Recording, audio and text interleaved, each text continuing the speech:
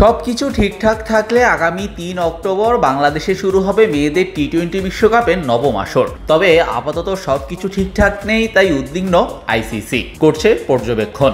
এমনটাই জানা গেছে আইসিসির বার্ষিক সাধারণ সভা শেষে, জানিয়েছে ক্রিকেট ভিত্তিক জনপ্রিয় ওয়েবসাইট ক্রিকবাজ। 10 দলের এই টুর্নামেন্ট অনুষ্ঠিত হবে ঢাকা এবং সিলেট এই দুই ভেন্যুতে। টুর্নামেন্ট শুরুর বাকি এখনো 2 মাস 10 দিন। তবে সদ্য শেষ হওয়া আন্দোলন এবং চলমান অস্থিতিশীল পরিস্থিতির উপর বেশ কড়া নজর আছে আইসিসির, এমনটাই জানানো হয়েছে ক্রিকবাজের প্রতিবেদনে, যেখানে বলা হয়েছে, আমরা পরিস্থিতি খুব কাছ থেকে পর্যবেক্ষণ করছি।